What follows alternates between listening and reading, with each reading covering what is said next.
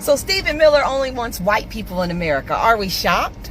The crazy part is everybody knew this man was a white Christian nationalist, and you let him in. He's even more far right and more far white than Donald Trump. You ever wonder what happens when a high school troll grows up and gets access to federal power? You get Stephen Miller.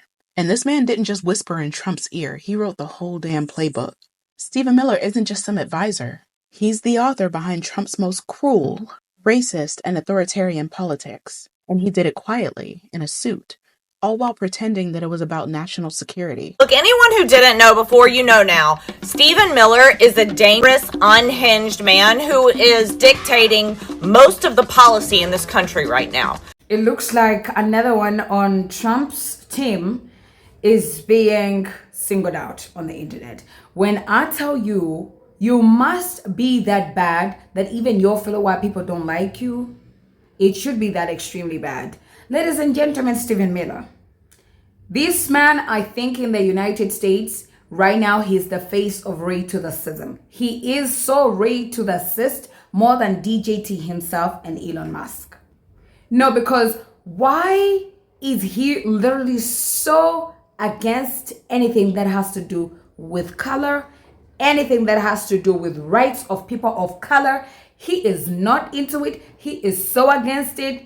And that's the man that sits on Donald Trump's team every single day. And then Maga comes out and asks, what's wrong? Well, we voted for DJT. I think also Maga does not understand. Probably now they're understanding. You did not vote for Donald J. Trump. Because he himself, he cannot run the country alone. You voted for his team. J.D. Vance, Elon Musk, Stephen Miller, ABCD until Z. Everything on Donald J. Trump's team, Maga elected. And Maga right now is crying over things that DJT is doing. Meanwhile, his team has people like Stephen Miller. When I tell you white people are not even having his BS, I kid you not. You must be that evil that even them whites themselves, they go into the pits of hell to find information on you to shame you, bro. Yeah, watch what people are saying about this man and let me know what you think in the comment section. Stephen Miller said if it was up to him, only 100 million people would be in the country. That is only white people. You remember the Muslim ban? That was Miller. Family separation at the border? That was Miller. Trying to strip citizenship from immigrants legally living here? Yep, Miller. He's the reason zero tolerance became a government slogan. The man crafted policy like it was fan fiction for fascists. And you want to talk about connections? Stephen Miller was mentored by Richard Spencer, the actual white nationalist who coined the term alt-right. They went to Duke together, and Miller invited him to campus. Let that sink in. The dude writing U.S. immigration policy was once boosted by a literal neo-Nazi. And don't think he disappeared when Trump left the first time. He started a legal group called America First Legal, designed to sue the government every single time it tried to be decent. Trying to stop DEI programs? That's Miller. Attacking asylum protections? That's Miller. Lawsuits to block civil rights policies under the radar?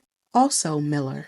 And the scariest part is that he's not a loudmouth. He's a strategist. He's not tweeting insults. He's writing executive orders. He learned that power isn't about being liked. It's about embedding your ideology so deep within the system that even after you're gone, your fingerprints stay on the walls. Stephen Miller doesn't just advise Trump. He built a machine, one fueled by fear, whiteness, and legal loopholes. And it's still running, it's just a little quieter now. So we all know the bigotry has definitely resurfaced. We can see that in the court dockets, the school bans, and the borders. Stephen Miller never left. He just sharpened his horns and put on a nicer tie. I went to high school with Stephen Miller, and he's always been an evil little dweeb. Our biology teacher refused to give Stephen permission to handle the animals because she said that he was not fit to interact with living things. So she gave him a Tamagotchi for our animal unit, and he literally just sat in the corner all semester and starved it. One time in English class when we were reading Fahrenheit 451, Stephen began to weep. When the teacher asked why he was moved to tears, Stephen said that the book burning was so beautiful and that he couldn't hold back. He was also just overall a strange guy. Like, he would take those baby carrots, and instead of like eating them normally at lunch, he would suck on them slowly. And he would eat them all day for like hours. The whole school kind of united around how much we disliked Steven. Like, he tried to invade the Dungeons and Dragons club and take over their game, but they said they didn't want a totalitarian dungeon master. So the football players came to physically escort him out of the Dungeons and Dragons game. During AP Psychology, we had a whole unit on socially aberrant behavior, and part of that included taking a psychopath test. Steven was always very defensive about it. He said, "I'm nothing like this. Don't make me take it." And she said, "I won't make you take the test, Steven, if you stop lurking." At the end of the day, Steven really never did himself any favors.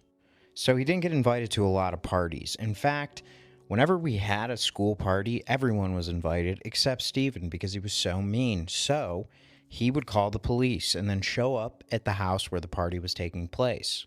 And then the police would look at him and say, "I see why nobody invited you to this party. We're not going anywhere. Please leave, you rat."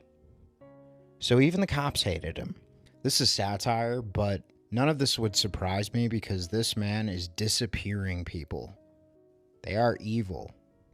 Am I the only one who is sick and tired of being told to pick up my trash? And we have plenty of janitors who are paid to do it more. So we all know Stephen Miller, this guy, this soulless Dracula-looking worm, went on TV and talked about getting rid of the writ of habeas corpus. I've been thinking about this, and these statements just go to show the lack of foresight by the people in the Trump administration. Go ahead, Stephen Miller.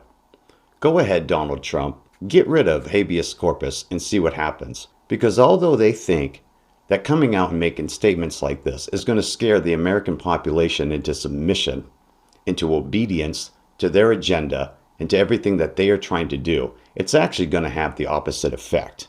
Because when you get rid of habeas corpus, well, then the people have nothing left to lose. If you don't get your day in court in due process, what's the point to go peacefully? You see, habeas corpus not only protects American citizens from unjust imprisonment, but it's also there to protect law enforcement. What do you think keeps you safe? When the people know that they'll get their day in court and they'll have an opportunity to either see a judge and get out, then there's a chance for them. But if you get rid of habeas corpus, then there is no chance. There is no recourse for the people that you are pulling in. What makes you think that they're going to go peacefully with you? When you are threatening to ship off American citizens to places like El Salvador, Libya, and Rwanda, do you think people are going to go peacefully with law enforcement if you get rid of habeas corpus, knowing that they could end up in some death camp across the world? Or some black ops prison somewhere, never to be seen again or heard from again? The problem with this administration is they like to come off tough. They like to come off like they are the big guys. They are the ones in charge, ruling everything. But you're not. There are 340 some odd million Americans who actually run this fucking show. So go ahead, get rid of habeas corpus, because habeas corpus is the only goddamn thing that is protecting you from us. So Stephen Miller, you have a big mouth and you have a lot to say, but I don't think you understand the consequences of what would happen in this nation if you got rid of the writ of habeas corpus. You get rid of all safeguards for everybody. Somebody ought to get together with Stephen Miller and maybe teach him the definition of blowback, because that's what would happen if he gets rid of habeas corpus.